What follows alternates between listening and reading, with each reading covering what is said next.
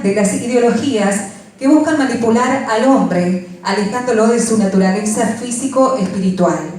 Sus conferencias son muy concurridas y han adquirido un prestigio internacional, habiendo dado charlas y presentando libros y artículos de investigación en más de 60 ciudades en Canadá, Estados Unidos, Argentina, Colombia, Costa Rica, Perú, Ecuador, Italia, Inglaterra, Grecia, Alemania y Suiza. Sus titulaciones van desde bachilleratos en humanidades, filosofía y teología, hasta una maestría en psicología filosófica, un doctorado en filosofía política y legal, y sus más recientes estudios de postdoctorado en diversas y prestigiosas universidades de Canadá y los Estados Unidos. Su futura gira de conferencia lo trae al país para presentar su último libro titulado Atrapado en el cuerpo equivocado, la ideología de género frente a la ciencia y la filosofía. Le damos la bienvenida al doctor Pablo Muñoz Iturriaga.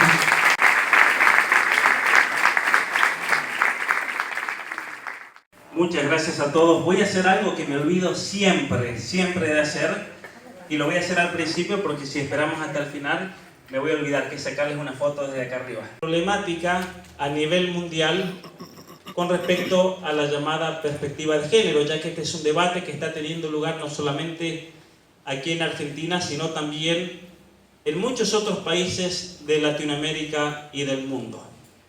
Yo vivo en Canadá, un país que podemos decir está viviendo bajo una dictadura del género, como vamos a ver por algunos ejemplos realmente de cambios tanto políticos como legales que se han llevado a cabo, donde realmente hay un cambio total de paradigma y de cómo mirar a la realidad. Vamos a contar muchos ejemplos al respecto, pero en esta conferencia, para tratar de un tema muchas veces tan complejo, es mejor dedicarse a un aspecto específico, y a partir de ese aspecto específico vamos a ir tocando otros temas relacionados. Obviamente que aquí en el libro van a encontrar un tratamiento mucho más profundo y completo acerca de este tema, ya que es un libro que está basado en más de 800 libros y artículos científicos sobre el tema.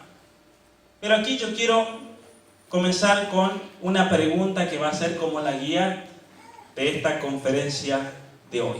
Y es algo que escuchamos mucho aquí en la Argentina, especialmente ya sea por medio de los programas de educación sexual o por medio de los medios o distintos cuestionamientos, y es este hecho: ¿ser varón o mujer es una construcción cultural? ¿Qué significa ser varón o mujer? ¿Y por qué quiero hablar de esto? Quiero hablar de esto porque aquí en la ciudad de Río Tercero se armó un poquito de polvadera antes de que yo venga, y hubieron distintos grupos, ya sea de derechos humanos, como el sindicato de educadores y demás. Pero una de las acusaciones que se me hacía, aparte de violar todas las leyes prácticamente de la República Argentina, soy un cuasi criminal parece, pero aparte de eso y de violar todos los tratados internacionales, así que tengo un pedido de captura internacional según esos artículos, yo tengo una consideración binaria del ser humano, es decir, yo solamente acepto, se dice en esos artículos, de que hay hombres y mujeres y nada más. ¿Y qué significa eso? Vamos a explicar, porque en la actualidad se está cuestionando fuertemente el hecho de ser varón o mujer, como si fuese algo impuesto, algo creado, una construcción social. ¿Qué es una construcción social? Nosotros, para tener un cierto orden en una ciudad, tenemos que poner reglas, porque si no, cuando ya la gente de entrada maneja un poco mal, pero imagínense si no hubiesen semáforos. Esto sería un caos. Y es por eso que entre toda la sociedad nos hemos puesto de acuerdo en que hay que respetar ciertas normas mínimas. Una de ellas es que cuando está la luz en verde en un semáforo, uno puede seguir manejando. Si está en amarillo, tiene que acelerar. Al menos así lo veo yo, porque la gente ve el amarillo y acelera, así que significa, no lo toma como cuidado que viene rojo, sino acelera, que si no te quedaste. Y luego tenemos la luz roja, que significa parar. Eso es una construcción social, porque eso es algo que hemos tenido que decidir, nos hemos puesto de acuerdo. El día de mañana pueden cambiar y decir, de ahora en adelante la luz morada va a ser que se puede seguir, la luz azul que se tiene que parar, y la luz blanca, por así decir, que, bueno, es una indicación de que viene la señal de parar. Son construcciones sociales inventadas por el hombre. De la misma manera, hay una corriente filosófica que afirma que todas las nociones que hemos ido elaborando a lo largo de los siglos son en realidad inventos humanos, pero que no tienen un fundamento en la realidad. ¿Y por qué no tienen un fundamento en la realidad? Porque la realidad la va creando uno mismo. Y si la realidad la va creando uno mismo, los conceptos entonces nunca se van a adaptar a lo que uno verdaderamente es. Y por eso se dice que el concepto de ser hombre o mujer es una construcción social que realmente es más que nada una imposición, pero no un reflejo de quién uno es. Ustedes escucharon hablar del evolucionismo. El evolucionismo es una teoría que propone que todas las especies han ido desarrollándose y en cierta manera creándose, han ido evolucionando desde una fuente en común, y esas especies a lo largo de los siglos, de los milenios, se van transformando hasta llegar a lo que ahora nosotros conocemos como los seres humanos. La teoría del género toma de base esta idea de la evolución humana, en el sentido de que nosotros como seres humanos hemos ido evolucionando, nos hemos ido creando en algo, pero debido a que hemos impuesto ciertas categorías en el ser humano, nos hemos estancado en ese proceso de evolución. Es decir, un día inventamos la noción de hombre, inventamos la noción de mujer y se la impusimos a cada uno. Y esa concepción no nos permitió seguir desarrollándonos en quien tendríamos que haber sido. ¿Qué significa esto entonces? Significa que, según la teoría del género, nosotros no somos seres humanos propiamente, sino que hay algo mucho más profundo que cada uno de nosotros debe descubrir, y es lo que se llama la identidad de género.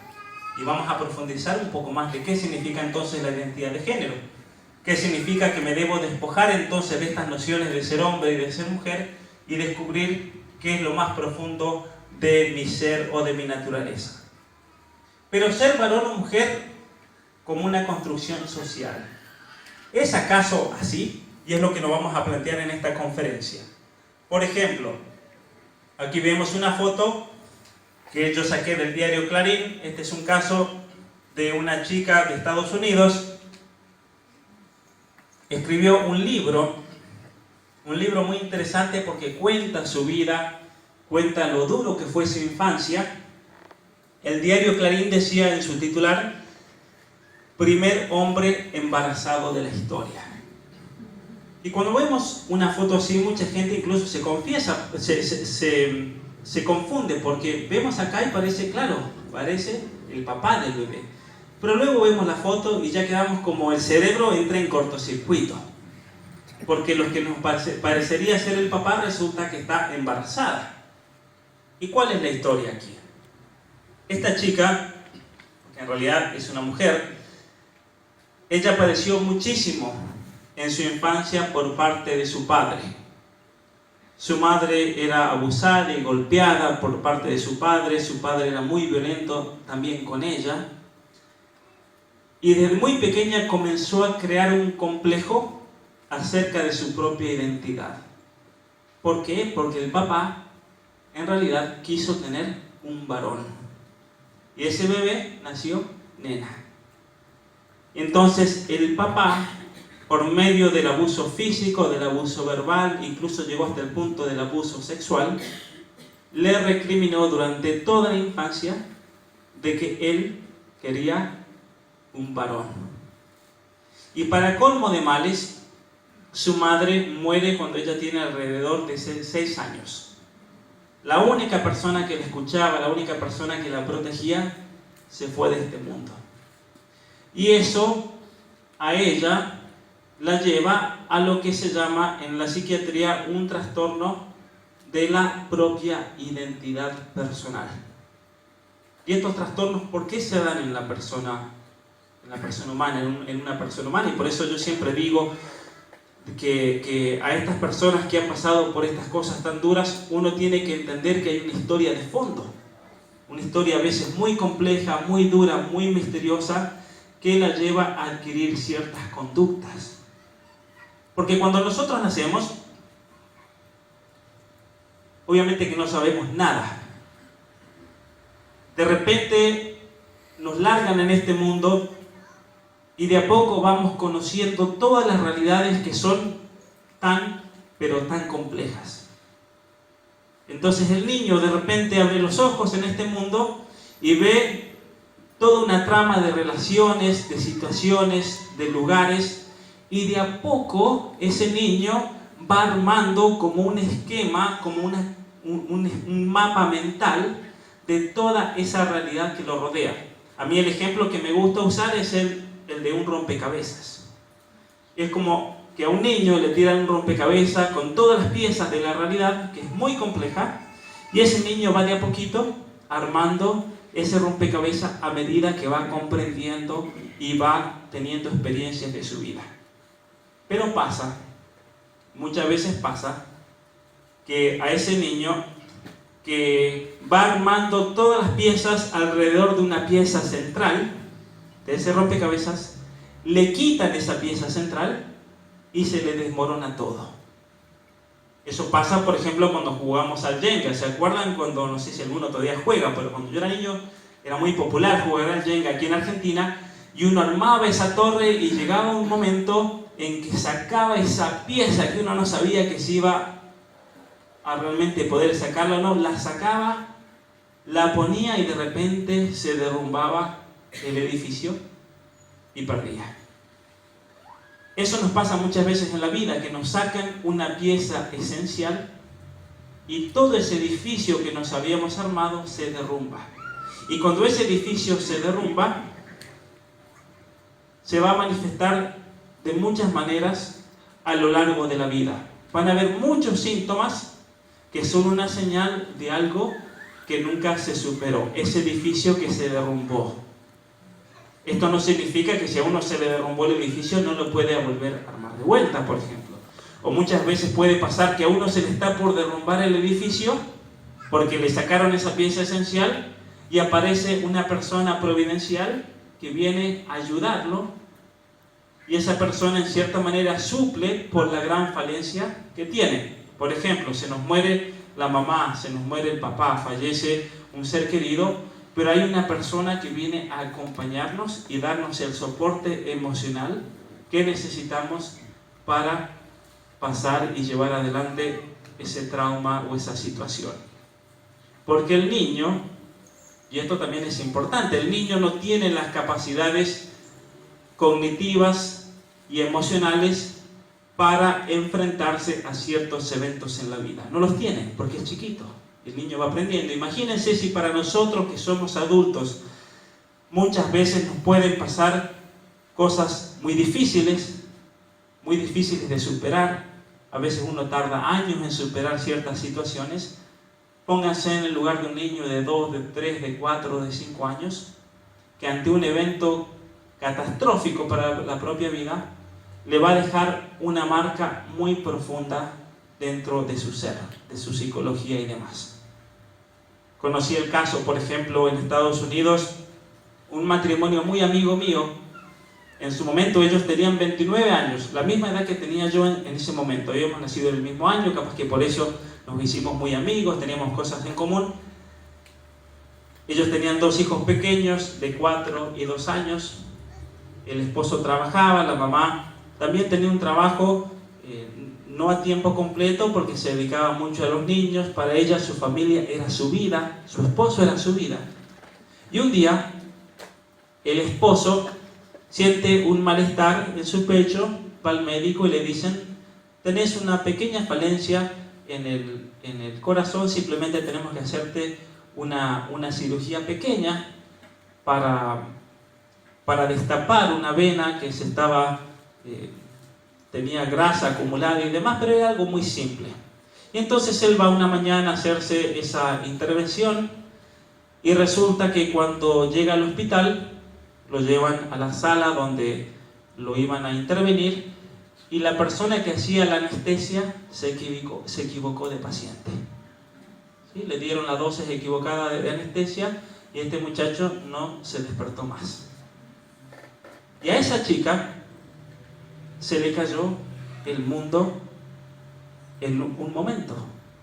¿Sí? El esposo entra a hacerse la operación y a los pocos minutos el médico sale a decirle que su esposo había fallecido.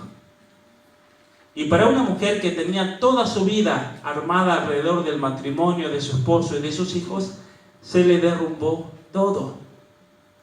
Y fue un proceso muy largo para ella el poder superar ese dolor, el perdonar ese error, el perdonar a Dios que se había llevado a su esposo. Fue toda una situación muy compleja el hecho de que sus hijos se habían quedado sin padre. Eso fue lo que nosotros llamamos una verdadera tragedia. Y en esos días, cuando a ella le ocurre esa situación, ella me viene a ver y estaba totalmente destruida. No podía ni siquiera expresarse del dolor.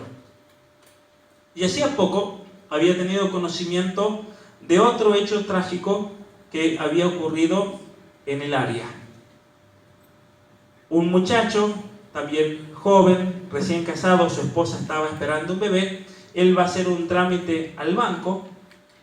Él va al banco, cuando está saliendo se desprende un ladrillo, creo que fue de alrededor del piso 80 de un rascacielos, ahí afuera donde estaba el banco, y le impacta en la cabeza en el mismo momento en que él sale del banco. Otra tragedia enorme. Y el caso también fue muy parecido, porque a esa esposa que estaba esperando su bebé se le derrumbó todo. Es como que ese rompecabezas que había armado, todo terminó en el tacho de la basura. Es como que ese yenga de la vida que ella iba armando se desplomó de un momento al otro. Y para esas dos mujeres yo las puse en contacto para que se apoyen, porque a veces cuando uno sufre un dolor tan grande es bueno contactarse con personas que también están sufriendo algo parecido, no solamente para darse ese apoyo mutuo, sino también para que se den cuenta que uno no es el único que sufre en esta vida, porque a veces el gran problema es de encerrarse en sí mismo. Muchas veces se dice que si una persona sufre mucho, si una persona tiene depresión, tiene que salir de sí mismo e ir a ayudar a otros para olvidarse también de su propio problema. Pero aquí yo les estoy hablando de personas adultas. Una chica tenía 29 y la otra más o menos la misma edad. Y para ellas fue una situación catastrófica y muy, pero muy difícil de superar. Ahora pongámonos en el caso de un niño pequeño. Un niño pequeño que de repente pierde a su madre. Un niño pequeño que de repente pierde a su padre y no puede entender el porqué. Un niño que es abusado sexualmente. Eso crea traumas tan grandes que como el niño no tiene los medios y no tiene toda esa estructura psicológica para poder enfrentar el problema y ni siquiera encontrarle un significado, lo que generalmente tiende el niño a hacer es emplear mecanismos de defensa. Porque si no, el dolor es demasiado. El niño no está capacitado para un dolor tan grande. ¿Y qué hace el niño? Trata de suprimir ese dolor. Y ese dolor lo suprime de distintas maneras. Eso varía de acuerdo a la persona y de acuerdo también a lo que uno padece. Por ejemplo, en Canadá tuve la oportunidad de encontrarme con un muchacho cuya mamá había fallecido cuando él tenía 3 años. Su mamá era madre soltera. Esa mamá no tenía a nadie en Canadá, no tenía parientes, se le había emigrado a ese país, había quedado embarazada de ese niño. Cuando ese niño tenía 3 años, la mamá se muere y él se encuentra ante una situación catastrófica. Y entonces el niño, era tanto el dolor que comenzó a experimentar por la muerte de su mamá, que ella tapa la realidad de la muerte de la mamá. ¿Y cómo la tapa? Negando que su mamá había muerto. Y ustedes me preguntarán, ¿cómo negaba ese niño que la mamá había muerto? Convirtiéndose él mismo en su mamá, que es lo que en la psiquiatría se llama el trastorno de la personificación. Como un mecanismo de defensa, ese niño desarrolló un trastorno psicológico por el cual comenzó a personificar a su mamá, porque él, al convertirse en su mamá, significaba que la mamá no había muerto y por lo tanto ya no debía estar triste. Y eso es lo que a este joven lo llevó a la transexualidad en la vida adulta. Ese esfuerzo de ocultar la muerte de su mamá convirtiéndose en su mamá. De hecho, él se puso a sí mismo el nombre de su mamá cuando se cambió de su documento de identidad y demás.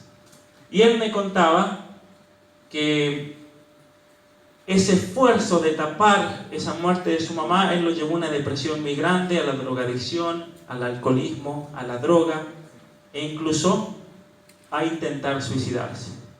Y fue después de un intento de suicidio que él, haciendo terapia con un médico, no porque era transexual, sino porque él había intentado suicidarse, él descubre que la raíz de su depresión, de sus problemas, era que nunca había superado la muerte de su madre. Y él comienza a hacer un tratamiento para superar la muerte de la mamá, y una vez que él supera la muerte de la mamá, él también supera el trastorno de la personificación. Y entonces a él todos sus problemas relacionados con eso se le acaban. Y de hecho lo primero que quiere hacer es volver a ser hombre y aceptarse como él realmente era.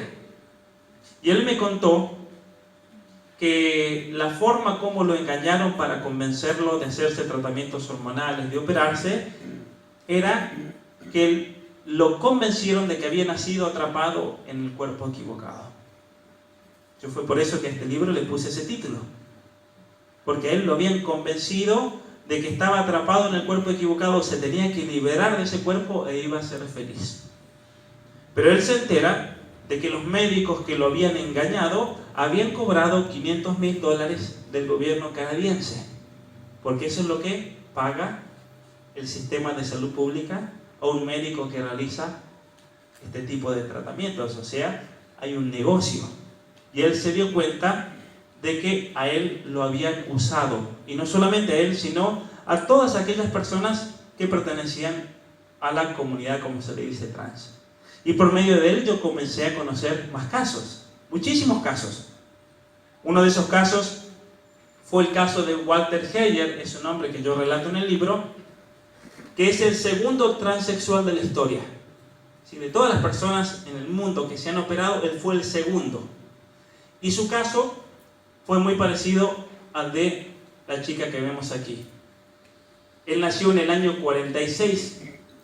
Para aquellos que hayan nacido alrededor de esa época, ustedes recordarán que no habían ecografías. La mamá quedaba embarazada y hasta el día que el bebé no nacía, uno no sabía si era varón o mujer. Y en el caso de Walter, su familia esperaba una nena. Y esperaban una nena porque la mamá de Walter era la más chica de las hijas y posiblemente era el último embarazo. Todo el mundo esperaba a la nena, la abuela le había tejido los vestidos, su mamá también, y resulta que nace Walter y era varón. Y cuando nace Walter, no es que la mamá y la abuela solamente se llevan un disgusto, una desilusión. Fue algo mucho más grave. Ellas desarrollaron lo que se llama el trastorno del dolor del género. ¿Han escuchado hablar alguna vez de este trastorno? El trastorno del dolor del género es un trastorno que lo pueden sufrir ya sea el papá o la mamá. Pero muchas veces, la mayoría de los casos que se conocen, es la mamá cuando este caso se da. La mamá desea tener un varón o una nena, pero ya es una cuestión patológica de fondo en ese deseo, y cuando el bebé no es del sexo deseado, comienza todo un proceso de rechazo hacia el propio niño. Como uno, por ejemplo, se da cuenta de que una mamá padece el trastorno del dolor del género, porque uno le pregunta: ¿y usted, señora, cuando tuvo el bebé, ya tenía el nombre pensado para él? Esa es la pregunta clave. Y la mamá le va a decir, porque uno, por ejemplo, si uno esperaba un varón y nació nena, ¿cuánto tardará en encontrarle un nombre? Ustedes que tienen experiencia. ¿Un día? ¿2 días? Bueno, uno le pregunta a una mamá que padece este trastorno y le dice cuánto tardó en poner el nombre, y le dicen 2 meses, 3 meses. Es muy obvio. Una mamá me contó que fueron de servicios sociales a buscarla a la casa 2 semanas después de haber tenido bebé, y le dijeron: señora, tiene que ir a buscar a su bebé al hospital, porque la mamá rechaza ese niño. ¿Y por qué puede llevar a la mamá a rechazar al niño? Eso también es una situación muy compleja en la vida de la mamá. En muchos casos, por ejemplo, la mamá fue abusada sexualmente de niña. Y como fue abusada sexualmente de niña, tiene un rechazo muy grande hacia el hombre, una relación patológica con el hombre. Y por lo tanto la mamá no quiere que su hijo sea varón, porque tiene una visión patologizada del hombre y ve a todo hombre como un supuesto violador, un supuesto abusador. Y eso lleva a la mamá a rechazar a ese niño. Un caso que conocí, la mamá me dijo que a su niño, el niño tenía 8 años, yo le pregunté: ¿y usted cómo lo trata a su hijo? ¿Lo acaricia? Y me dijo: nunca jamás le había dado un beso o una caricia a su varón de 8 años. Y ese varón de 8 años era un caso de esos, como se dice, niños trans ahí en Canadá. ¿Y por qué el niño estaba actuando como si fuese nena? Porque estaba llamando a gritos a su mamá para que le preste atención, y el niño se daba cuenta que no lo aceptaba como varón, y por lo tanto trataba de actuar como nena para ver si así la mamá le brindaba un poco de cariño. ¿Y a qué voy con todo esto entonces? Que en todos estos casos la pregunta correcta es el preguntarse el por qué. ¿Qué es lo que lleva a esta persona a actuar de esa manera, esa conducta? No solamente con respecto a la propia personalidad, pero también con respecto a la propia vida, la conducta sexual de la persona. ¿Por qué es que una persona cae en la drogadicción? ¿Por qué es que alguien cae en el alcoholismo? ¿Por qué es que alguien cae en una conducta violenta? ¿Qué es lo que hay ahí de fondo que esa persona nunca ha superado y se manifiesta de esta manera? Porque el niño, al no tener esos mecanismos de defensa, lo reprime, pero eso es como un volcán. Un volcán, si sale humo, ¿sabían ustedes que si sale humo está todo bien? Mientras salga humo, no hay problema. No hay problema porque la gente sabe que al menos hay un escape para la lava. El problema pasa cuando se tapa el cráter. Se tapa el cráter, se va acumulando presión y en algún momento eso va a explotar. Y cuando explote, va a explotar de distintas direcciones. Alguna persona le puede explotar con el alcoholismo, con la drogadicción, con la promiscuidad, le puede explotar con la conducta sexual, le puede explotar con problemas psicológicos que va desarrollando, o incluso con trastornos acerca de la propia personalidad, quién es uno como persona humana. Esto es toda la explicación psicológica y psiquiátrica de esta realidad, de muchas personas que sufren cosas muy difíciles. El problema ahora viene cuando hay teorías como la teoría de género que trata de encontrarle una justificación. En vez de preguntarse cuál es el problema de fondo y ayudar a la persona humana, trata de buscar una justificación de esa conducta, eleva esa conducta a un supuesto derecho y entonces se lucha por el derecho de la persona a identificarse de esa manera. Es como que yo diga, la persona tiene un derecho a ser alcohólico, tiene un derecho a ser drogadicto, tiene un derecho a comportarse de modo violento, y en realidad no podemos hablar propiamente de un derecho. Esas personas tienen obviamente derecho humano y dignidad, pero a otras cosas, no a eso. ¿Por qué? Porque estas conductas, tarde o temprano, son destructivas para la propia persona. Desde el punto de vista físico, desde el punto de vista psicológico, desde el punto de vista espiritual. No es porque sí, por ejemplo, que en la comunidad transexual el 41% de estas personas intentan terminar su vida con el suicidio. El 41%. Y sufren los niveles más altos de depresión, de drogadicción, de alcoholismo. ¿Eso qué significa? Que estas personas en realidad nos están pidiendo ayuda a gritos, pero ayuda de verdad, no ayuda política. Ellos no necesitan de un político que venga y comience a luchar por sus derechos, o grupos de derechos humanos que se llenan de plata los bolsillos, porque en realidad el derecho humano de estas personas es que se los ayude, teniendo en cuenta su dignidad, teniendo en cuenta la cantidad de cosas que han sufrido.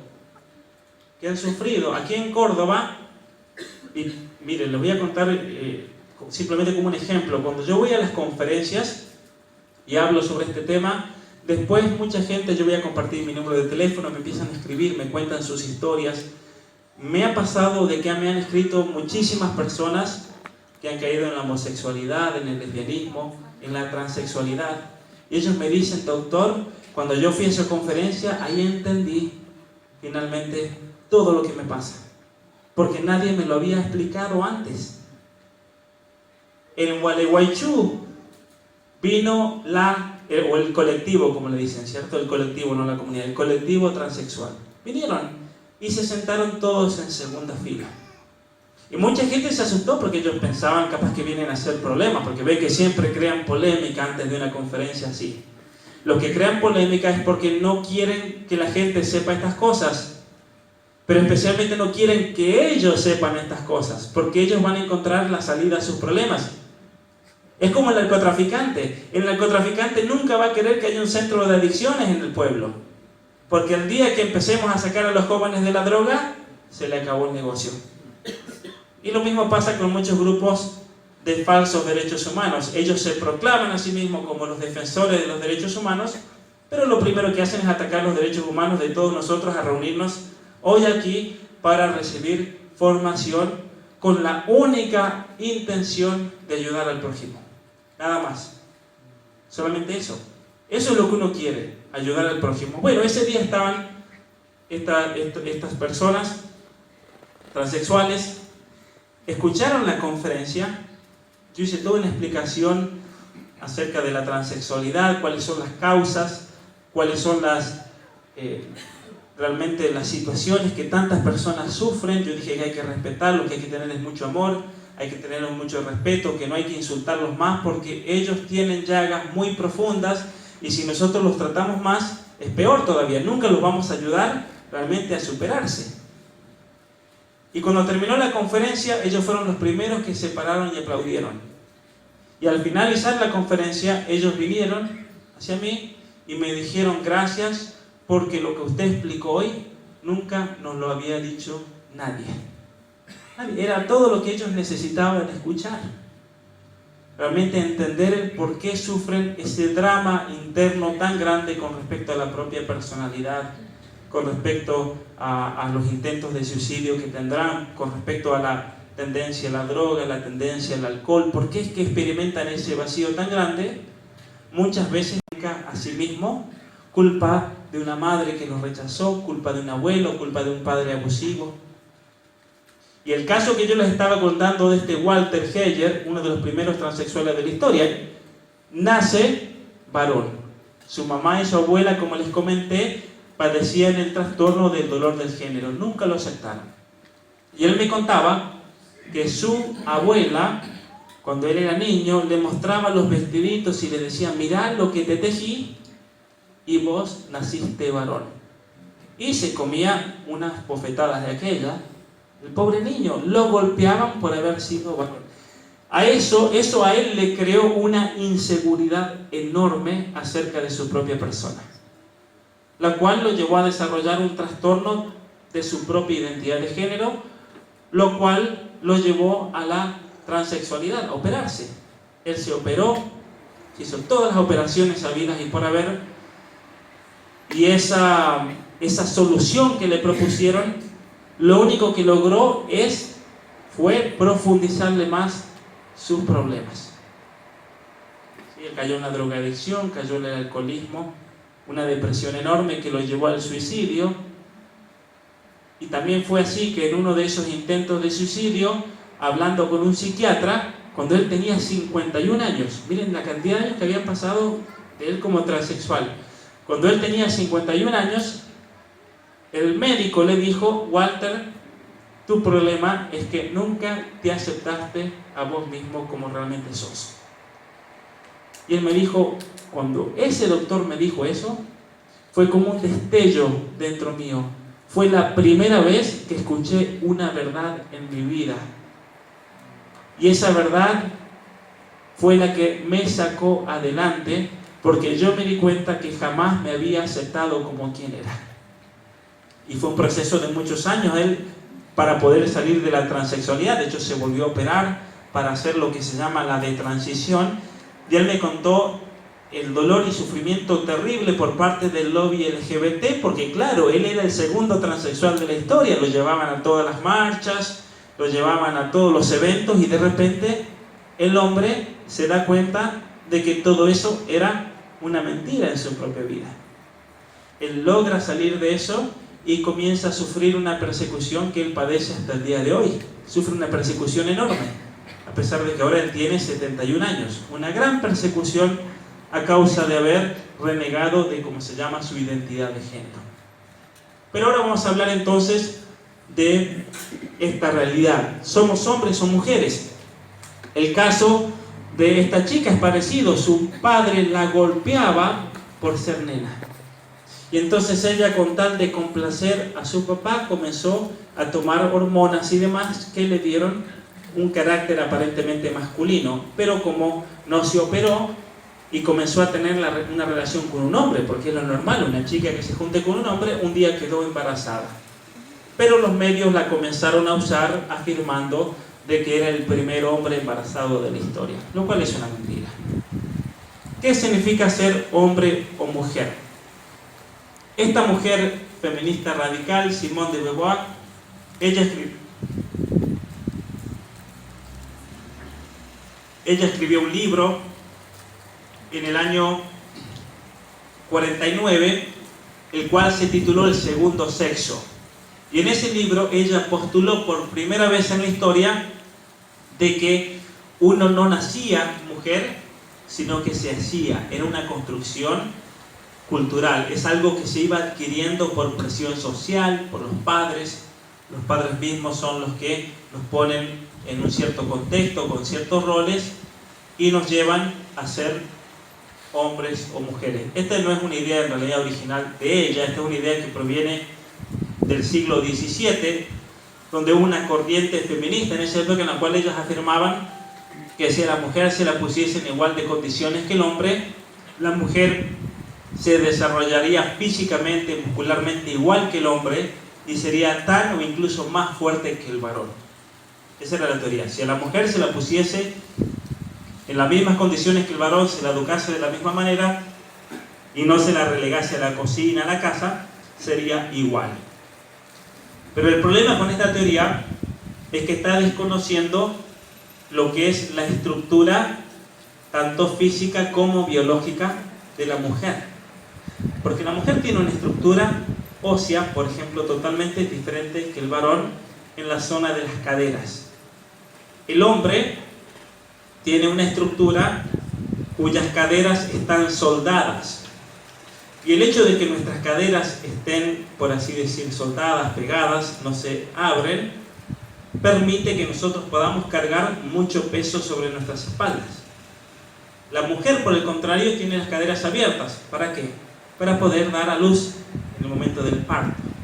Entonces, si a una mujer ustedes le cargan mucho peso, esa estructura ósea no resiste, porque al abrirse las caderas no tiene la capacidad entonces de soportar el mismo peso que el varón. Entonces ya tenemos una imposibilidad física para exigirle lo mismo a la mujer que al hombre, por ejemplo. Hay aquí una cuestión biológica de fondo. Pero ella decía, no se nace mujer, sino que se llega a serlo. ¿Qué es lo que distingue a un hombre de una mujer? ¿O por qué decimos que hay dos sexos? El hecho de que hemos considerado siempre a la humanidad como dividida en hombres y mujeres es por evidencias exteriores, por ciertas diferencias que son evidentes, como pueden ser los genitales, pero también están el comportamiento humano, el propio desarrollo, el hecho de que la mujer queda embarazada y el hombre no. Todos estos criterios llevaron al ser humano a concebir la idea de ser hombre o ser mujer. Pero la ciencia, especialmente la genética, el siglo pasado descubrió que hay una diferencia genética debido a los cromosomas. La mujer tiene el par XX y el hombre XY. ¿Por qué se da eso? Porque cuando cada uno de nosotros es concebido, el gameto X es aportado por la madre y el padre va a aportar ya sea el gameto X o el gameto masculino Y. Si el padre aporta Y, el bebé va a ser varón. Si aporta una X, el bebé va a ser una nena. Y esta estructura genética va a tener consecuencias muy importantes en el desarrollo posterior de ese niño. Por ejemplo, hay proteínas que se contienen en este gameto y entonces cuando la nena tiene un doble gameto X, va a tener un doble de esas proteínas. Y por lo tanto las funciones de nuestro cuerpo que dependen de esas proteínas van a tener mucho más alimento en la mujer que en el hombre, por lo cual van a estar mucho más desarrolladas en una mujer que en un hombre, como vamos a ver ahora. Entonces, en el momento de la concepción se une el óvulo con el espermatozoide, y en ese momento no solamente se da el comienzo de la vida, el comienzo en la concepción, sino que ese nuevo ser es concebido como hombre o como mujer. No hay otra opción. No hay una tercera opción. Por eso nunca se habla de un tercer sexo, cuarto, quinto, sexto sexo. No existe esa realidad. Pero sin embargo, los cromosomas no es el criterio último para distinguir entre hombres y mujeres, porque no es un criterio universal, ya que en las aves pasa al revés que el hombre. En las aves el cromosoma, lo que sería el XX, corresponde al macho, que es el ZZ, y en las hembras tienen el ZW, que sería lo equivalente al hombre. ¿Y por qué decimos entonces si esta es el ZW? ¿Por qué no decimos que son machos y son hembras y se acabó el problema? Porque el criterio universal último para poder distinguir es lo que se llama la función reproductiva.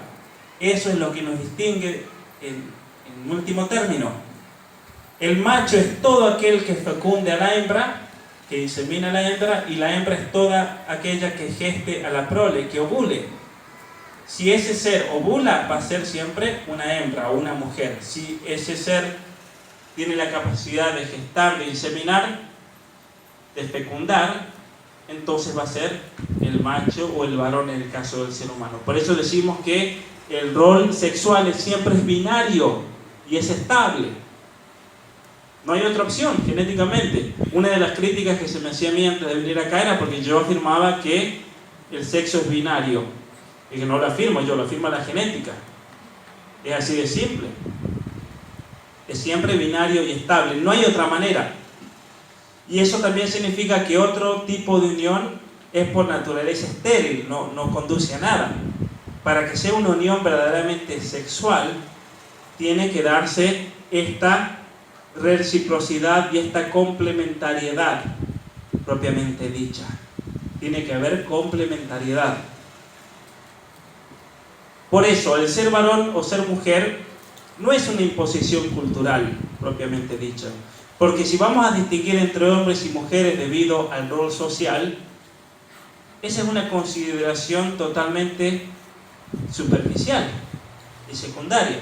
No podemos decir que mujer es la que cocina en la casa, porque también el hombre puede cocinar. Si bien la mayoría de las mamás son las que cocinan en el mundo entero, pero eso no significa que esa sea una característica innata de la mujer para poder distinguirla del hombre. Porque hay papás que también cocinan. Yo en mi casa cocino yo. Y entonces eso no significa que yo soy mujer porque yo soy el que cocina. Muchas veces el papá tiene que cambiar los pañales, o el papá tiene que limpiar, o el papá tiene que tender la ropa, o el papá tiene que hacer muchas cosas que tal vez por estereotipos lo asignamos a la mujer, pero eso no hace que la mujer sea mujer. Como también hay ciertas actividades que no hacen que el hombre sea hombre, porque muchas veces la mamá tiene que ir a trabajar. Y tiene que hacer trabajos que muchas veces o históricamente siempre lo hicieron los hombres, pero también lo hacen la mujer. Yo eso lo he visto mucho en países como Estados Unidos, como en Canadá, por ejemplo, donde uno va manejando por la autopista y ve a las mujeres echando cemento en la autopista o echando asfalto y trabajando y con los camiones y todo. Y uno dice, qué igualdad de género que hay acá. Pero después uno habla con esas señoras, porque yo tengo amigas que trabajan echando asfalto, y ellas me dicen que colapsan. Ellas colapsan, que tienen que darle recreo cada 2 horas porque si no colapsan. Y olvídense si le viene la regla o algo porque no pueden ni trabajar. Porque es la realidad de la mujer. Y acá viene una cosa interesante como anécdota. En aquellos países donde por políticas se ha luchado para que haya una igualdad total de género entre el hombre y la mujer, donde la mujer esté en los mismos puestos que el hombre, donde haya paridad de género, como se dice en las minas, donde haya paridad de género en las pesqueras, trabajando en el alto mar, trabajando con las petroleras, trabajos dificilísimos. ¿Qué pasa? En esos países como Suecia, como Canadá, como Noruega, como Islandia, la mujer reacciona ante eso y tiende a ir a aquello que es más tradicional de la mujer. Y hay un rechazo natural hacia toda esa igualdad. Entonces, en los países donde hay más igualdad de género en cuanto a las leyes, hay más desigualdad en la realidad. Porque naturalmente la mujer, como una defensa personal y muchas veces inconsciente, una defensa neurobiológica, tiende a ir hacia aquellas profesiones que son propias de la mujer. O sea que todas estas políticas de igualdad de género han fracasado. Han fracasado porque en realidad lo que se tendría que hacer es, señoras y señores, el mundo está abierto para hacer lo que quieran. Elijan la profesión que quieran, estudien lo que quieran, no le vamos a poner ninguna restricción. Si una mujer quiere estudiar geología, que estudie geología, que estudie lo que quiera, pero que sea la elección personal, porque en cuanto comenzamos a hacer ese tipo de ingeniería social, todos estos experimentos fracasan. Por eso a mí me causa gracia, pero también tristeza, porque es mi patria. En Argentina se están gastando millones de dólares, ya sea del préstamo que ha recibido del Fondo Monetario Internacional, del Banco Interamericano de Desarrollo, para lograr la igualdad de género, para aplicar políticas que ya se aplicaron en Canadá, en Suecia, en Noruega, y han fracasado todas. Porque en Canadá, por ejemplo, otro ejemplo, sacaron una ley que si uno contrataba a una mujer, tenía que ser por un mínimo de 40 horas semanales. ¿Y por qué sacaron esa ley estos ideólogos? Porque dijeron no, porque hay compañías que se aprovechan de la mujer y la contratan poquitas horas nomás para no tener que pagarle cosas extras. En cambio, al hombre sí lo contratan a tiempo completo. Eso fue la lectura que hicieron. Y en realidad lo que pasaba era que las mamás en Canadá querían trabajar de 9 a 12 o de 9 a 1. ¿Por qué? Porque dejaban a los niños en la escuela, se iban a trabajar, y cuando los niños salían de la escuela, ellos ya estaban ahí para buscarlos y llevarlos a la casa porque querían estar con los niños. Y por eso la mayoría de las mujeres casadas en Canadá trabajaban solamente 4 horas al día. Y vino el gobierno con un plan diciendo eso es una injusticia, que a las mujeres las hacen trabajar 4 horas nomás y ganan menos como consecuencia. Y pusieron la regla Si contratan a una mujer, tiene que ser con un mínimo de 40 horas. ¿Y qué pasó? Las mujeres se quedaron sin trabajo, porque no querían dejar a sus hijos solos en la casa. Y entonces, ¿a quién perjudicaron? A la mujer y a la familia, porque ahora la mujer ya no podía traer el dinero que ganaba en esas 4 horas al día. ¿Se entiende? Entonces, todas estas políticas de igualdad de género han sido un fracaso absoluto, porque a la sociedad hay que dejarle que se desarrolle naturalmente, y obviamente que hay que respetar la libertad de la persona. Muchas veces se dice, a la mujer se lo oprime, no se la deje que alcance altos puestos en compañías de trabajo. Pasa en Canadá, por ejemplo. Y entonces hacen estudios y dicen, claro, resulta que para alcanzar un alto puesto en una gran compañía, supongamos Movistar o Claro, uno para llegar a ser el presidente, el ejecutivo de esa compañía, tiene que trabajar toda la vida en esa compañía. No es que uno de repente trabaja ahí 2 años y ya lo ponen de encargado. Uno tiene que tener una carrera muy grande. ¿Y qué pasa? Que en general la mujer, cuando va a esas compañías, que son compañías muy difíciles porque hay mucha presión, hay mucho sacrificio, hay que trabajar a veces 16 horas por día. Y entonces cuando una mujer tiene un trabajo así, la mujer dice, no, yo tengo mi esposo, tengo mis hijos, tengo mi vida, yo solamente trabajo 8 horas por día, está bien, trabajo 8 horas por día, pero entonces la mujer misma es la que dice, si ese es el precio a pagar para ser ejecutiva, mejor déjenme trabajando donde estoy, voy creciendo de a poco, pero no me quiten mi vida. Quiero tener un balance, porque la mujer una vez que tiene hijos, siente una tensión entre el trabajo y la vida familiar. Y eso es una tensión natural. Pasa en Canadá, por ejemplo, que hay empresas muy grandes que tienen mujeres muy, pero muy talentosas. Y resulta que hicieron estudios y a los 30 años, en promedio, abandonan todas. Entonces el gobierno dijo, están discriminando contra la mujer, por eso abandonan. Entonces estas compañías tuvieron que pagar millones para hacer estudios, para ver qué pasaba, que de discriminación, el machismo, lo que sea. Y resulta que cuando iban a buscar a las mujeres que habían abandonado, ¿saben por qué habían abandonado? Porque habían tenido el primer bebé. Y claro, tuvieron el primer bebé, iban a volver todo, y cuando vieron ese bebito se enamoraron y no volvieron más, porque el bebé es tan bonito, ¿cómo lo voy a dejar solito? Y esa es la razón por la cual entonces hay tanta disparidad, porque la mujer suele trabajar hasta cierta edad, en general, en estas compañías donde se exige tanto, y después dice, basta.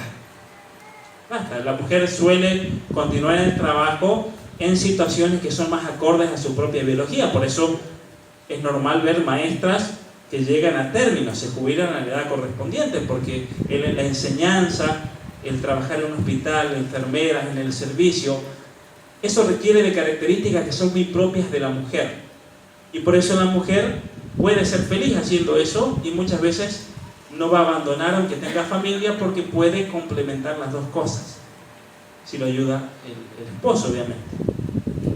Obviamente que a veces por necesidad a la mujer no le queda otra que trabajar, especialmente si ha sufrido alguna desgracia, si es una mujer que está sola, si la ha abandonado el esposo. Uno habla con una mujer así, ¿y qué le dice una mujer así? Esa mujer le reconoce a uno que la vida se le hace muy difícil. No es fácil ser madre soltera, es muy difícil. Por eso yo admiro mucho a gran cantidad de mujeres que solas, contra la corriente, hacen lo que pueden por sus hijos y se esfuerzan y se tienen que levantar temprano y tienen que trabajar como todos, y tienen una carga económica tan grande sobre sus espaldas, una tremenda responsabilidad. Y eso nos lleva también a darnos cuenta que no es lo ideal. Muchas veces no queda otra. Pero realmente poner a todas las mujeres en esa situación sería un crimen. Sería una cosa muy mala para la mujer. Por eso yo siempre digo, todas estas políticas, ¿a quién perjudican? A la mujer. Y si perjudican a la mujer, perjudican también a sus niños, y por lo tanto perjudican a la familia. Ahora vamos entonces con las diferencias que hay entre el hombre y la mujer, para que veamos que no es un invento esto de distinguir entre el hombre y la mujer. Pensamos distinto, hablamos distinto, reaccionamos de modo distinto, tenemos sentimientos distintos. Y eso se ve manifestado en pequeñas cosas, por ejemplo, en relación a los sentidos. Vamos a hablar de la vista. ¿Sabían ustedes que la mujer tiene un campo de visión mucho más amplio que el hombre? La mujer tiene un campo de visión de 160 grados. El hombre solamente puede mirar así, enfocándose. Entonces yo, por ejemplo, cuando estoy dando la conferencia, les voy a dar mi experiencia de hombre a las señoras aquí presentes, yo tengo que mirar una cara a la vez. No puedo estar así, mirando a todos. En cambio, la mujer tiene una capacidad increíble de hacer así y ve a todos. Hey, ¿viste quién estaba en la fiesta? Y el hombre, ¿quién estaba ahí? Estaba tal y tal y tal. El hombre tiene que ser así, uno por uno, porque si no, ni sabe. Y se olvida, la cuarta persona ya no se acuerda. Y la mujer se enoja y le dice, ¿viste que estás distraído? Ni te acordás quién estaba al lado. ¿Viste los zapatos que tenía puesta esta otra? La cartera que se compró. Y el hombre dice, ¿cómo te diste cuenta de eso? Porque la mujer es así nomás y ya ve todo. ¿Sí? Uno va por la calle y es muy común ver un hombre, actualmente con todo el feminismo y todo eso, dice, no, los hombres acosadores, porque claro, va una chica caminando y ve que un hombre la mira así. Pero la mira así porque la tiene que enfocar porque no le queda otra. El hombre parece un búho, ¿sí? Casi que da la vuelta completa, ¿no? Porque es la única manera de mirar del hombre. Y entonces va una pareja caminando y el hombre es así y la mujer dice, te vi que estás mirando. El hombre tiene que dar la vuelta completa y la mujer es así, hasta allá puede ver. Porque tiene ojos hasta la cabeza, en la parte de atrás parece. Y esa es la razón, por ejemplo, en el matrimonio, por qué la mujer ve al hombre en toda situación y el hombre nunca puede hacer nada a espaldas de la mujer. Porque la mujer lo ve siempre. Se da cuenta, la mujer tiene esa intuición. La mujer tiene una intuición increíble y eso tiene que ver también en la estructura cerebral de la mujer. Pero eso lo vamos a explicar en un momento. ¿Por qué entonces la mujer tiene un campo de visión más alto? ¿Y por qué es que la mujer, por ejemplo, ve mucho más colores que el hombre? La mujer le dice al hombre, tráeme el vestido que está ahí de tal color. Y el hombre le trae cualquier cosa. ¿Y por qué es que el hombre se equivoca de color? Porque el hombre no distingue los colores como la mujer. El hombre tal vez distingue como máximo 12 colores. Así que si ustedes tienen una variedad de rojos o de rosados, simplemente díganle al hombre, tráeme el cuarto de la izquierda a la derecha que está con la percha negra. Y porque si no se van a enojar con el esposo, se van a frustrar. Y eso hace también a la complementariedad, somos complementarios.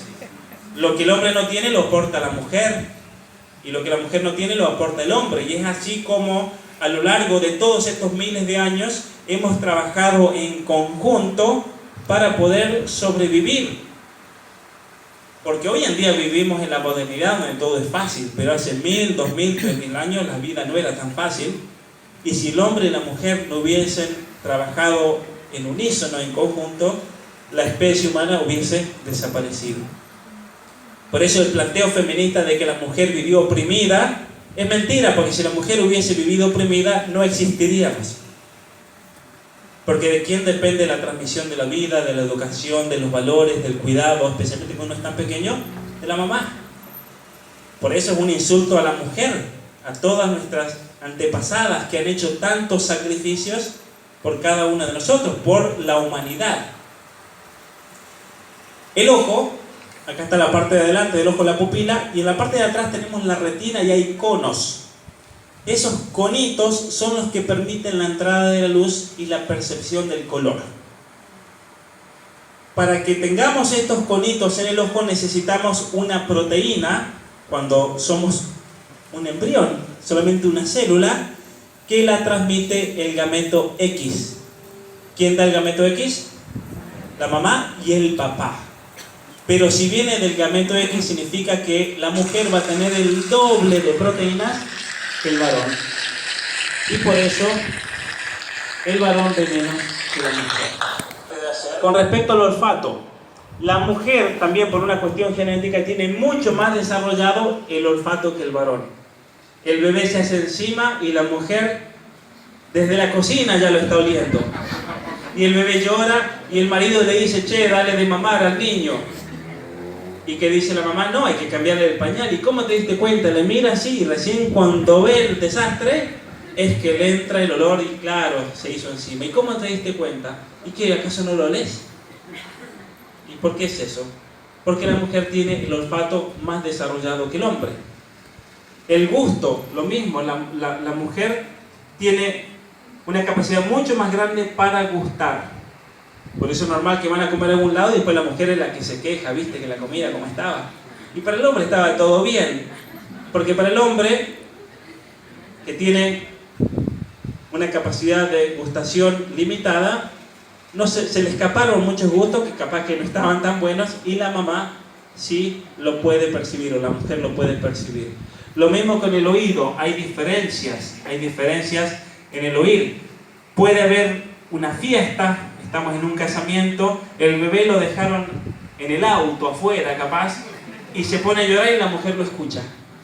¿Y por qué lo escucha? Porque tiene una capacidad increíble de escuchar sonidos agudos, el hombre no.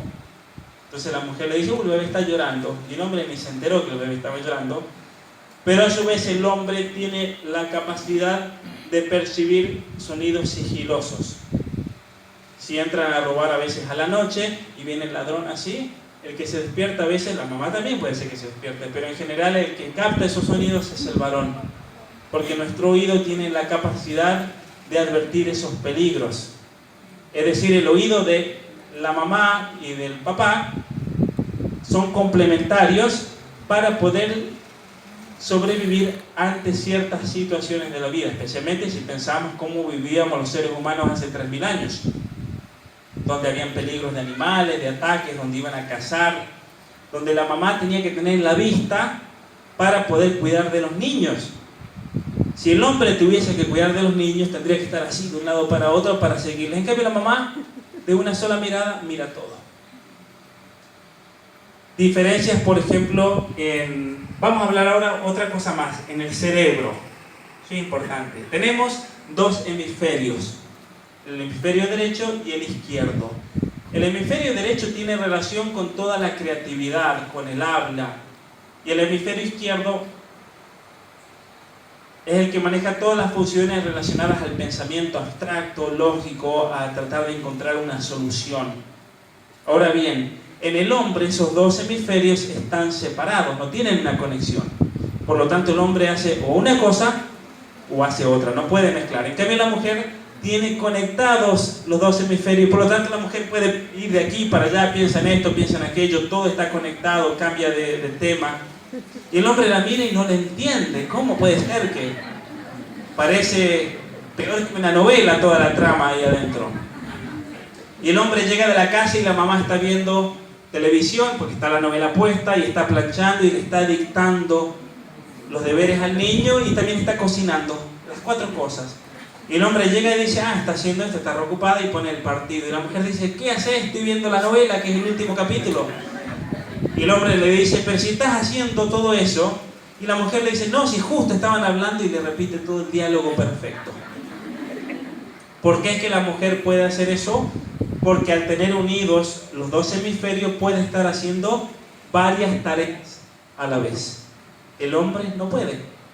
Así que, por ejemplo, si la esposa le va a decir algo al marido y el marido está con el diario, primero le tiene que tocar acá. Y le empieza a apretar hasta que el hombre se da cuenta que hay alguien ahí apretando. Y cuando el hombre las mira, todavía no le diga, tienen que decirle, querido, ¿me escuchás? Y van a tener que esperar un ratito más y cuando diga, sí, te escucho, seguro que me escuchás, ¿no? Y recién ahí le van a comunicar lo que le quieren comunicar. Porque si le quieren comunicar algo mientras el esposo está leyendo, ni se va a enterar que vinieron, que le dijeron. Pueden estar robando la casa y el hombre sigue leyendo. Porque su hemisferio izquierdo está tan concentrado que no puede salirse de eso. En cambio, la mujer puede estar haciendo algo y viene el niño y la llama y ahí nomás lo atiende y está de aquí para allá. Porque esa interconexión le permite entonces tener más apertura y más diálogos y estar atenta Les aseguro que ustedes, esposas, se han quejado muchas veces de que el marido está distraído o que no presta atención. ¿Viste eso? No, viste, vos siempre nunca prestás atención a nada. Y no, porque el marido está manejando y solamente se puede concentrar en una cosa. No tiene la capacidad, por una cuestión neurobiológica, es decir, somos tan distintos en algunos aspectos que si no hay complementariedad entre el esposo y la esposa, van a haber problemas. O muchas veces hay problemas en el matrimonio simplemente porque no entendemos esa complementariedad. La esposa se enoja con el esposo o el esposo se enoja con la esposa porque actúa así, y en realidad el hombre no puede pretender que la mujer actúe como hombre, al igual que la mujer no puede pretender que su esposo actúe como mujer. Entonces, en cuanto comenzamos a pretender eso, comienzan a haber roces y problemas y dificultades.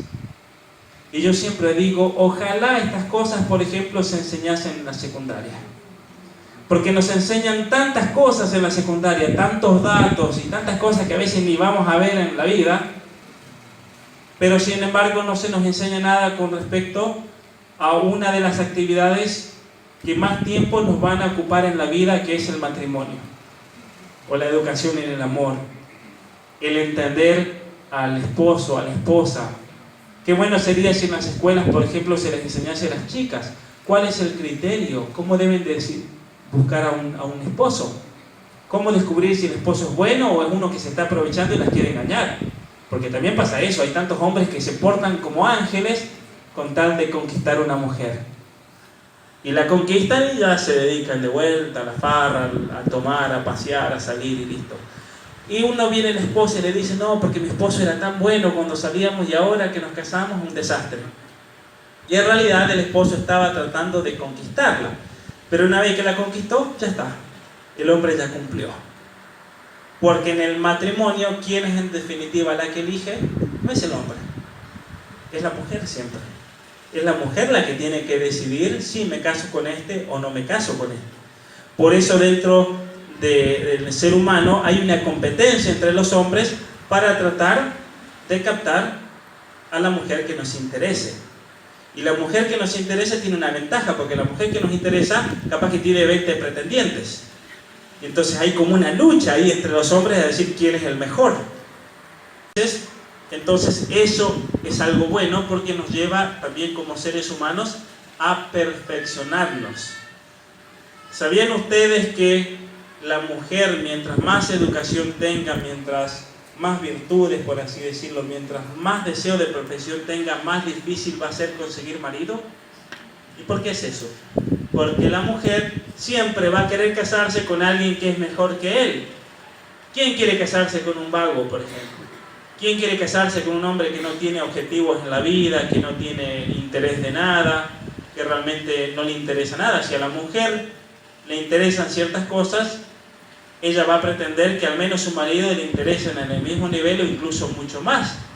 Porque la mujer quiere sentirse protegida, la mujer quiere sentirse amada, quiere estar en una casa donde el marido sea el verdadero padre. No quiere casarse con un débil. Eso no es normal.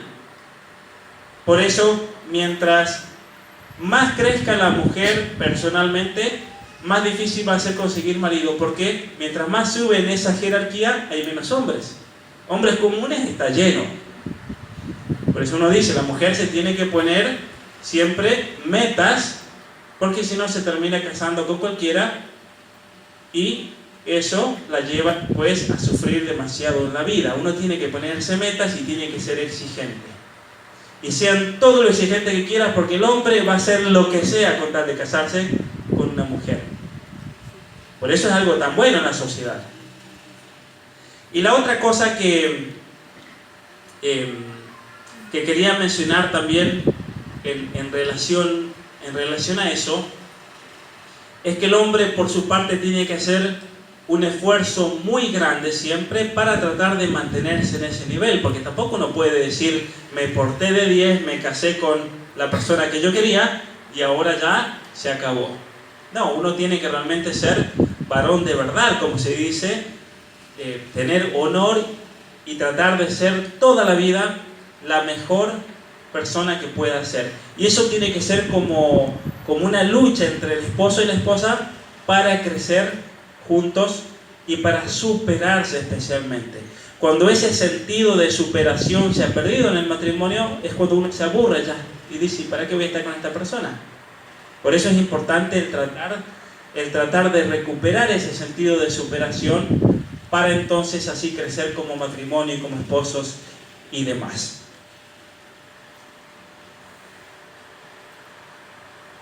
La teoría del género tira por la basura todo esto que venimos mencionando hasta ahora. Todas estas diferencias neurobiológicas que tienen un fundamento genético y que tienen, como hemos visto, una aplicación muy concreta en la realidad. Si no, no se hubieran reído.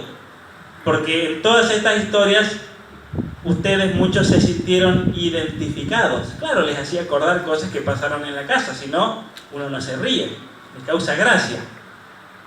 La teoría del género lo que nos dice es que el hecho de ser hombre y ser mujer no tiene absolutamente nada con todo esto. Todo lo que hemos afirmado no tiene ningún valor. Y a cambio debemos afirmar que existe algo más profundo que es el género. Este doctor, el doctor Kinsey, que es el fundador de la sexología, es una persona de una vida muy oscura.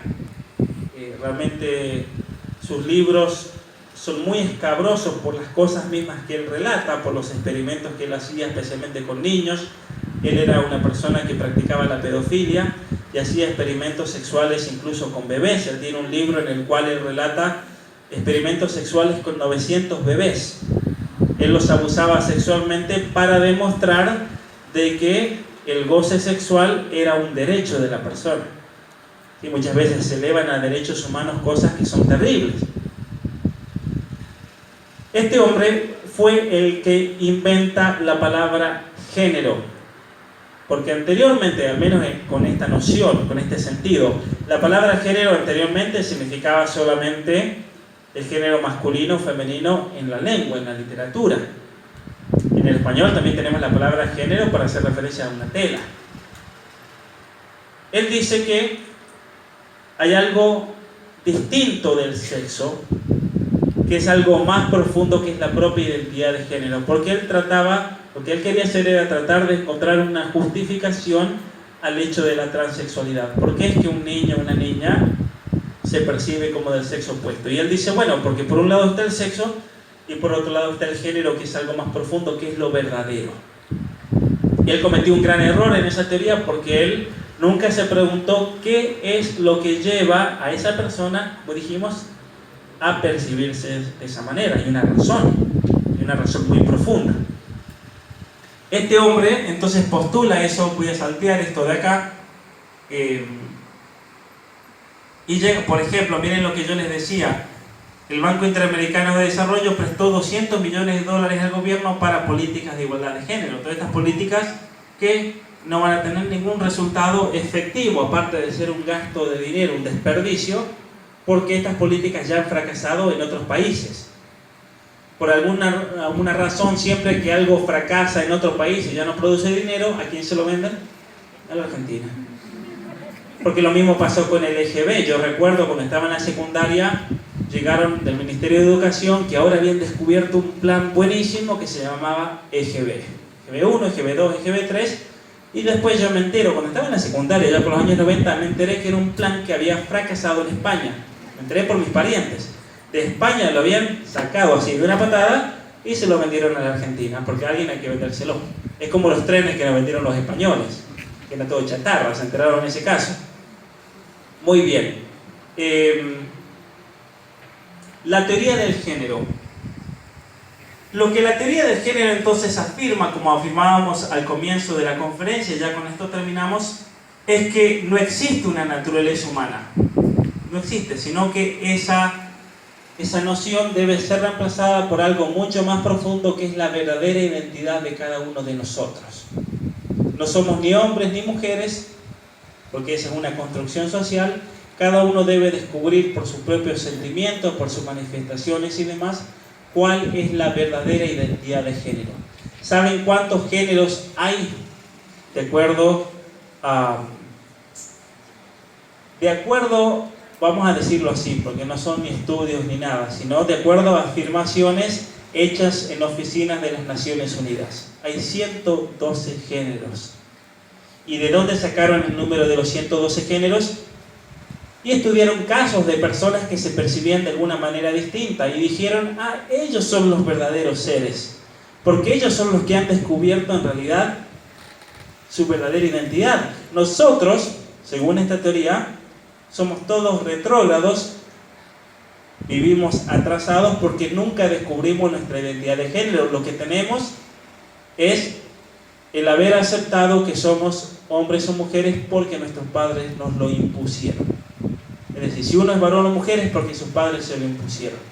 Pero el niño se tiene que liberar de eso. Por eso ahora se entiende por qué en los programas de educación sexual se habla de una construcción sexual y que una construcción social, y al niño hay que ayudarlo a descubrir su verdadera identidad de género. Y cuando hablamos de identidad de género,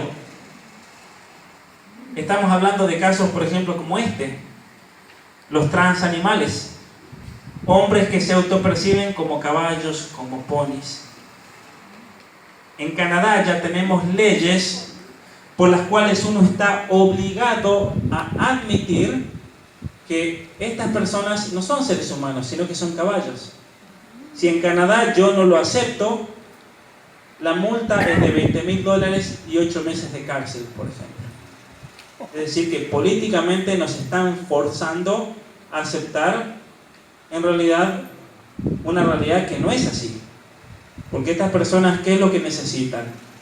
De acuerdo a su dignidad y demás. Necesitan el apoyo necesario, especialmente el apoyo psicológico, para ver qué es lo que está pasando de fondo, por lo cual se autoperciben como caballos.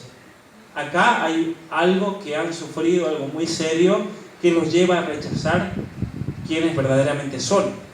Vemos el caso miren, este es un hombre que se autopercibe como perro. Su esposa, esta es la esposa, resulta que un día se enteró que en realidad se había casado con un perro, porque según la ley de Inglaterra, la ley de identidad de género, lo tiene que aceptar como perro, y si esa mujer no lo acepta, entonces ella puede ser condenada por la Corte de Derechos Humanos, porque se habla del derecho de este ser a ser perro, y todos lo tenemos que aceptar, más allá de que el gobierno de Inglaterra es el que le tiene que pagar el traje y demás para garantizar ese derecho. Miren el caso de un banquero que se convirtió en reptil, porque se autopercibe como reptil, y es la realidad de esa persona, su verdadera identidad. No se sentía humano y decidió convertirse en perro, es lo mismo.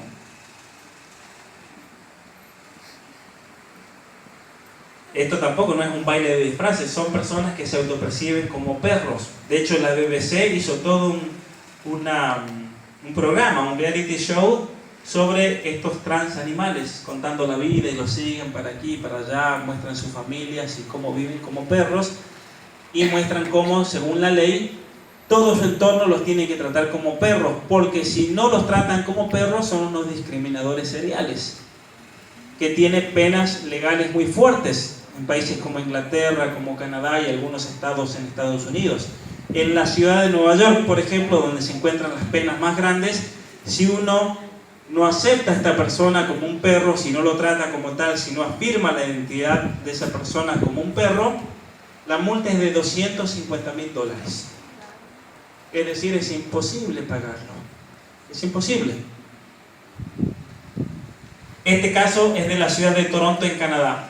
Este hombre, de repente un día, comenzó, también eso por traumas que vivió en la infancia y demás, se autopercibió como una niña de 6 años. Entonces el gobierno de Canadá tuvo que pagarle todas las operaciones para transformarlo en mujer, y resulta que, como él decía que tenía 6 años, le tuvieron que cambiar el certificado de nacimiento al año 2012. Año 2012, y como tenía 6 años, no iban a dejar a la pobre niña sola en la calle, la dieron en adopción. Y entonces la adoptó una pareja de lesbianas. Y actualmente este hombre va a 2º grado. ¿Qué pasa? Por ejemplo, ustedes se enteran que en la clase de su niña hay Viene la nenita y le dice, mamá, hay un señor más grande que vos en mi clase. Si ustedes llegan a sacar a esa niña de la clase porque les da temor, porque quién sabe si es un abusador, quién sabe, capaz que no, pero realmente a uno le daría temor, porque no vengan a hacerse ¿cómo se dice?, tolerantes. A todo papá, si ve a un hombre de 50 y tantos años con la nena de 6 en la clase, un cierto temor le va a dar. Y entonces si el papá va a preguntar, si el papá dice me la pueden cambiar de clase, ahí es cuando a uno lo pueden acusar de discriminación. Y en Canadá, el discriminar con respecto al género conlleva que le quiten los hijos. A uno le pueden quitar los hijos. ¿Por qué? Y aquí está la gravedad de todo este asunto, cómo se presenta.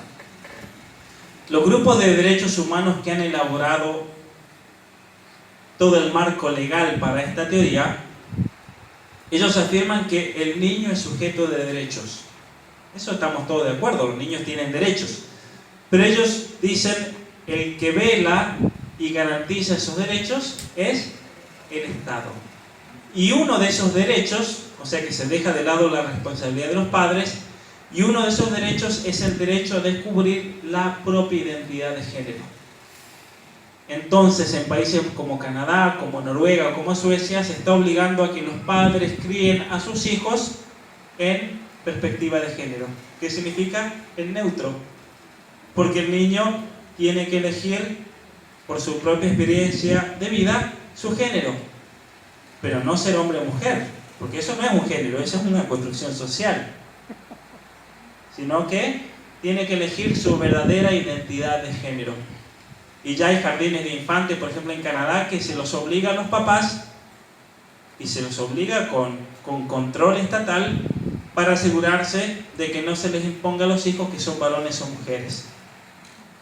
Aquí en la Argentina ya hay programas de educación sexual para niños de 5 años, donde se afirma que no hay que dejar a los niños jugar a juegos que son tradicionalmente masculinos, para no imponer ideas patriarcales, se dice. No se deja jugar a las nenas a la casita o con muñecas. Imagínense cuando ustedes iban a la escuela y la señorita, si no las hubiese dejado jugar con las muñecas a las mamás. El criterio que se armaba, en mi caso, si no nos dejaban jugar a la pelota, se armaba una revolución. Pero en la actualidad se está tratando de eliminar todos esos juegos que están asociados a un determinado sexo biológico para que haya igualdad total y que no hayan diferencias. Pero el problema es que se están negando las diferencias fundamentadas en la estructura neurobiológica y genética de la persona. Eso no lo podemos negar. Entonces, al negarle eso a un niño o a una niña, se le está haciendo un daño psicológico enorme.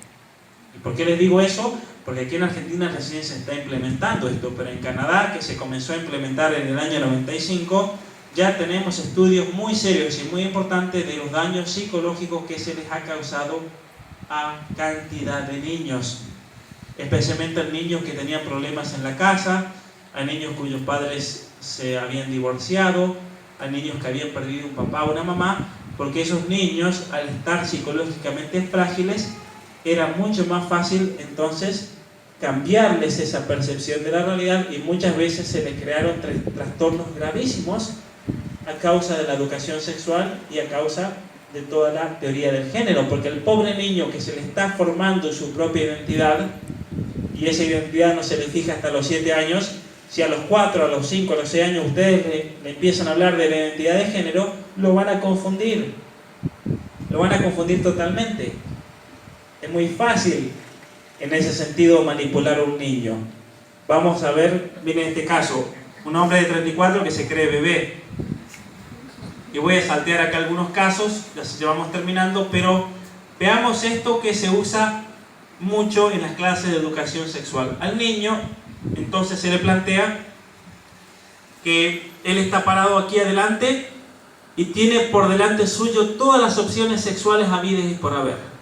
¿Por qué? Porque es la actividad sexual, según la teoría del género, lo que va a ayudar a ese niño a descubrir su orientación sexual. Y esa orientación sexual lo va a llevar a descubrir su identidad de género. ¿Y qué consecuencias tiene eso en la vida del niño? En que, según libros de feministas radicales, el niño tiene que comenzar la actividad sexual cuanto antes. Porque si no, ¿cómo va a descubrir su orientación sexual? Si es solamente en el ejercicio sexual. No, porque sí, en los libros de educación sexual de la Argentina se habla del ejercicio de la sexualidad como un derecho. Y eso está dicho no a nosotros adultos, está dicho para los niños y los adolescentes. ¿Ustedes saben a qué edad, según la ley del 2006, se debe comenzar a dar educación sexual a nuestros niños? ¿Quién me dice un número? ¿Quién da más o quién da menos? Muy bien, muchos dicen 3, muchos dicen 4, 5.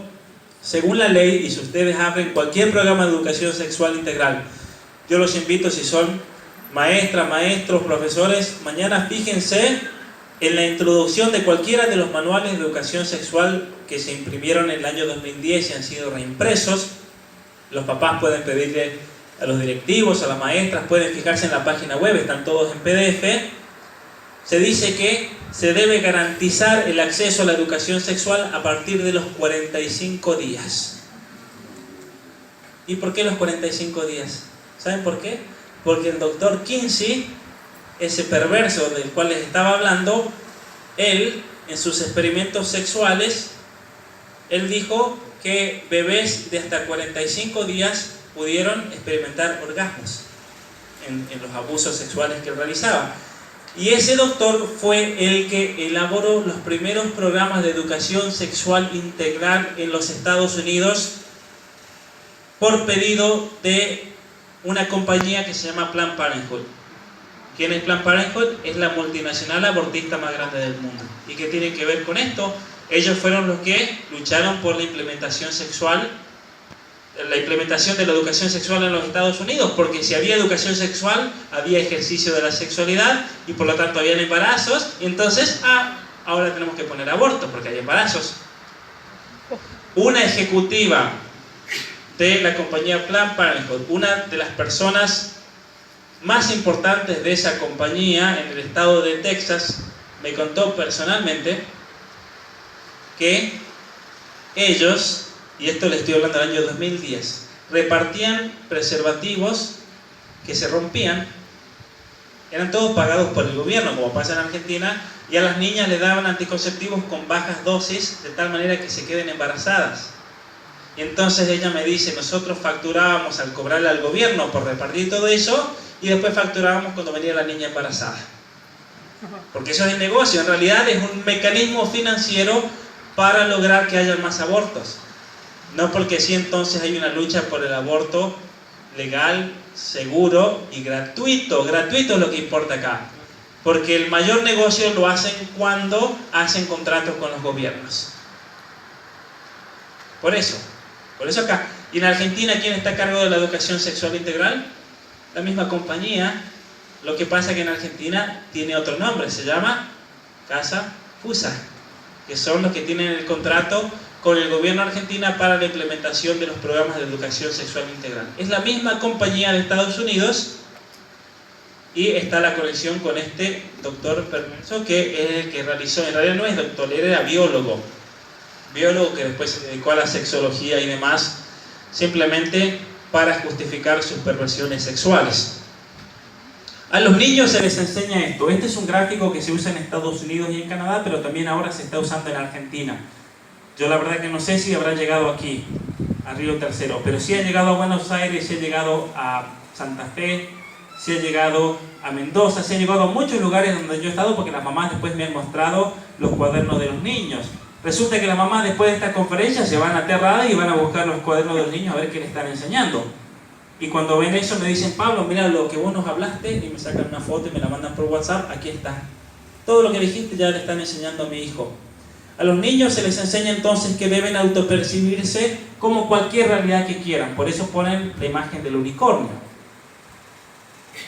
Y hay ciertos niveles en la constitución personal de cada uno. La más profunda es la identidad de género, porque hablamos de cualquiera de los 112 géneros. luego está la expresión de género, y luego se habla del sexo. Pero del sexo, miren qué interesante la mentira. Se dice sexo asignado al nacer. O sea, que los padres le asignan que va a ser varón o va a ser mujer. Y luego se habla de orientación sexual o atracción romántica. Y tenemos la versión argentina. Este fue diseñado por el Ministerio de Justicia y Derechos Humanos de la Nación. A mí esto me parece muy grave porque acá también hay unos problemas desde el punto de vista de la ciencia tremendos. Se habla de la identidad de género como si fuese la verdadera identidad de la persona, la expresión del género, porque uno puede identificarse con cualquiera de los 112 géneros y expresarse con cualquiera de los 112 géneros, pero no tienen por qué coincidir el uno del otro. Como pasó con el caso de este salteño. Ustedes se enteraron de que hubo un salteño, Sergio se llama.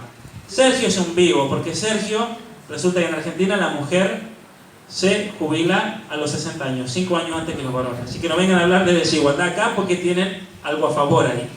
La mujer se jubila antes y entonces él dijo, me voy a identificar como mujer y me voy a jubilar cuando cumpla 60. Así que el tipito se fue al registro civil y se autopercibió como mujer, ni una peluca se puso. Es un farsante, él no tiene ningún trastorno de nada, él, simplemente un vivo.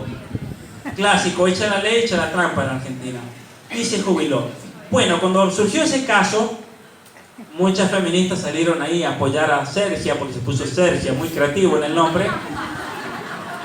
Lo salieron a apoyar y entonces ahí hubo una controversia porque dijeron, no, ese es un chanta. Y entonces dijeron, no, lo que pasa es que Sergia se autopercibe como hombre, como mujer, perdón, se autopercibe como mujer, pero se expresa como hombre. Por eso no hace falta que se cambie, que se maquille, ni nada. Porque aunque parezca contradictorio, una cosa es la identidad de género y otra es la expresión, según esta teoría. Y luego se habla de la orientación sexual, y ahí se habla de lesbiana, de gay, de bisexual, pero acá hay una muy peligrosa porque se usa pansexual. ¿Saben ustedes lo que significa pansexual? En griego significa todo, pero es una palabra código en estos ambientes para referirse a ciertas perversiones sexuales tales como la zoofilia y la pedofilia. Entonces en Canadá una persona le pregunta ¿cuál es tu orientación sexual? Y no va a decir que es pedófilo porque va a sonar feo y él dice soy pansexual. Ese es el código para entenderse entre ellos. Y luego tenemos el sexo, habla de sexo, y acá cometen un error porque dice uno puede ser hembra, macho, como si fuéramos animales, hembra, macho, y habla de intersexual. Y ser intersexual no es un sexo. Intersexual es un trastorno del desarrollo sexual que ocurre generalmente a partir de la semana séptima de la etapa embrionaria, del desarrollo embrionario, porque cuando somos concebidos, ese embrión se va desarrollando y va a necesitar de la activación de ciertas hormonas para poder crecer, para poder desarrollar ciertos miembros, entre ellos los genitales. Y si un varón, por ejemplo, tiene problemas hormonales, por el cual le falta la testosterona o en cierta manera no tiene los receptores para que esa testosterona actúe, no le van a crecer sus genitales de varones, por ejemplo. O la nena puede recibir influencias de andrógenos debido al estrés de la mamá por una situación muy estresante y hace que su clítoris, por esa influencia de hormonas andrógenas, se agrande un poquito. Entonces el bebé nace y la mamá ve que tiene los órganos de una mujer, pero tiene un clítoris un poquito más grande y no sabe si es un pene chiquitito. Y en realidad es que por un problema hormonal se desarrolló demasiado, o puede pasar que un varón por un problema de testosterona no se le desarrollaron los testículos, por ejemplo, o los genitales. Pero eso no tiene nada que ver con el sexo biológico, eso es un problema hormonal, o también puede ser un problema genético. Hay muchos casos distintos de trastornos de desarrollo sexual, pero no es un sexo distinto. Entonces aquí está errado. Somos hombres o mujeres, pero lo más grave es que entre paréntesis dice de todas formas, uno será hombre, será mujer, pero de todas formas es cultural, se asigna. Aquí hay un error gravísimo porque estamos negando todos los avances de la ciencia al respecto. Los avances de la embriología, de la endocrinología, de la genética, de la biología molecular. Entonces, ¿para qué tanta ciencia si vamos a imponer una cuestión que parece dogmática? Eso es grave, especialmente cuando viene del Ministerio de Justicia y Derechos Humanos de la Nación. Y para terminar, les voy a comentar esto. Lo digo porque es el gobierno que va a venir.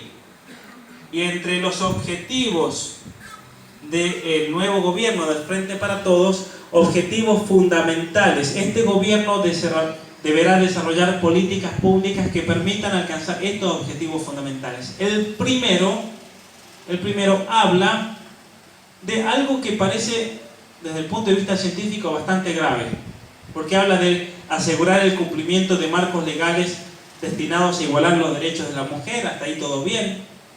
Pero luego dice, y de las personas de diversas identidades sexogenéricas.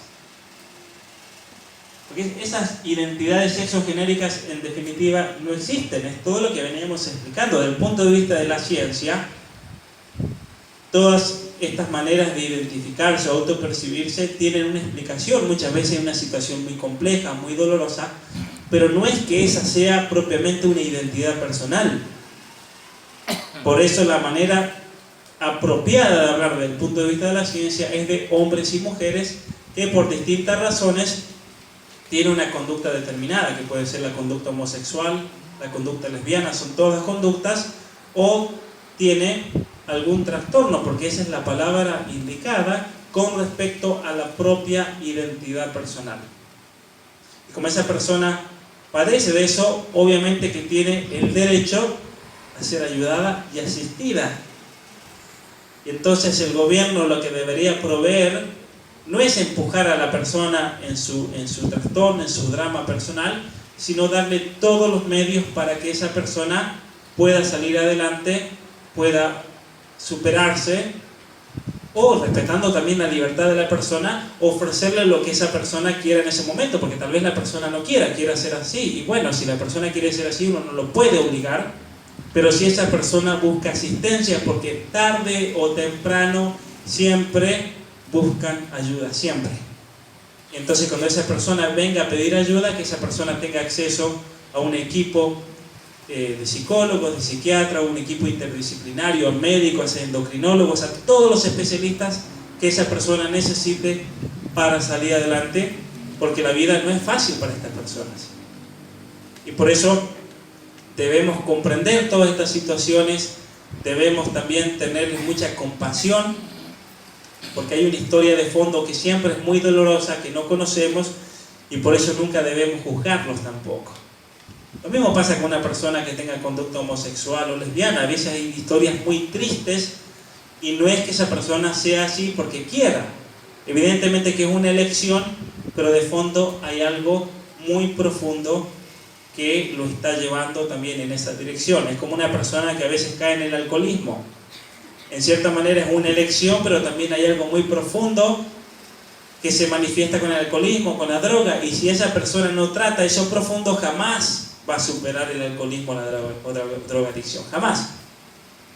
Porque es como un fuego. Si uno no va a la causa del fuego, por más que trate de hacer lo que sea para apagarlo, nunca lo va a apagar. Tiene que ir a la causa de esa situación. Muy bien. Simplemente algunos casos de Canadá, cómo se aplica todo esto. En Canadá, debido a todo este movimiento ideológico del género, a las parejas LGBT se les permite adoptar al mismo niño incluso cuando son muchas parejas. Entonces se pueden juntar varias parejas de homosexuales, lesbianas, transexuales, supongamos 7 parejas, hacen un común acuerdo y adoptan al mismo niño y se lo van pasando un día cada uno, por ejemplo. Es tremendo eso para el desarrollo psicológico del niño. Es tremendo realmente.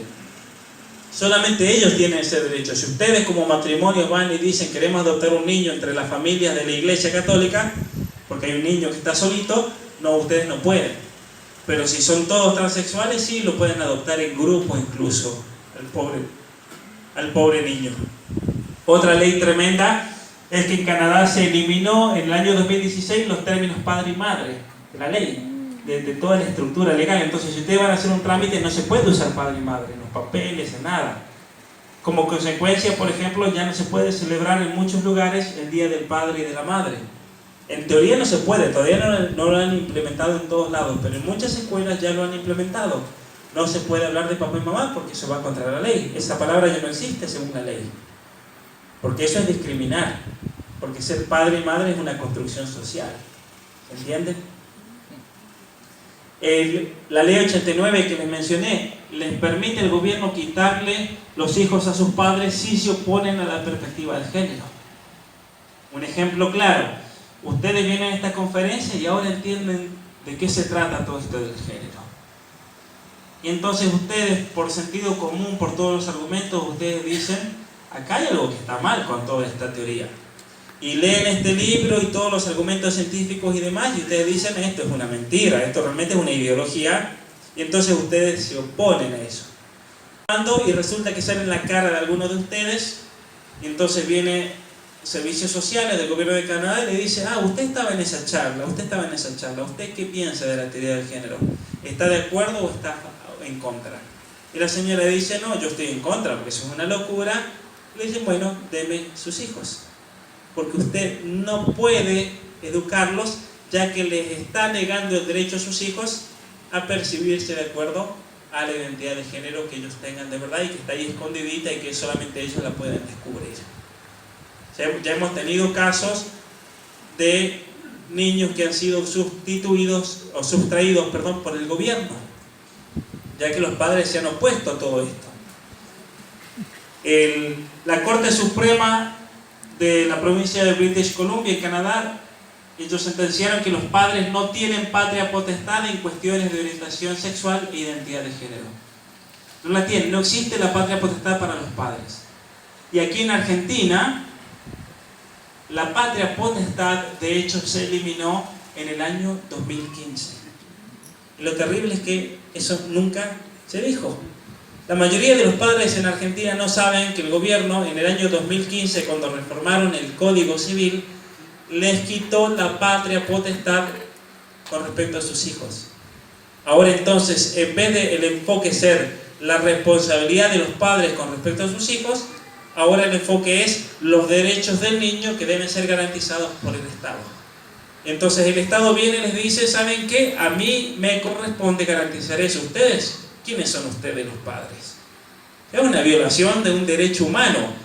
¿Y saben por qué es una violación increíble, no solamente de un derecho humano, sino de todos los tratados internacionales, de la Carta Universal de Derechos Humanos? Porque cuando se conforman las Naciones Unidas, ya por el 47, se publica la Carta Universal, la Declaración Universal de Derechos Humanos en el 48, y la razón por la cual se establecen los derechos humanos es para proteger a la familia y los derechos de los padres, para que no venga ningún Estado como el nazismo, como la Unión Soviética, y les diga a ustedes qué se debe hacer con sus hijos. Por eso lo que está pasando ahora es que se han pervertido todos esos derechos humanos para tratar de alguna manera imponer el totalitarismo del género. Entonces vienen estos grupitos de derechos humanos a decir que nosotros por asistir a esto estamos en contra del derecho del niño, estamos en contra de convenios, estamos en contra de la Declaración Universal de Derechos Humanos, y están mintiendo descaradamente. Y eso yo lo voy a decir, ¿sí? A la gente de ese grupo de derechos humanos son unos mentirosos, porque ellos no me van a poder probar de ninguna manera que todo lo que ellos afirman está contenido en todos esos convenios y decretos y declaraciones que ellos mencionan, por ejemplo en el artículo que escribieron en el diario contra mí. Ellos lo que quieren es que ustedes no se enteren de esto, porque les tienen miedo a la verdad. Como uno propone una mentira, lo peor que puede pasar es que la verdad salga a la luz. Por eso, si realmente nosotros como padres de familias y como argentinos vamos o queremos ser libres de todas estas ideologías, tenemos que aferrarnos siempre a la verdad, porque solamente la verdad nos va a hacer libres. Nada más que eso.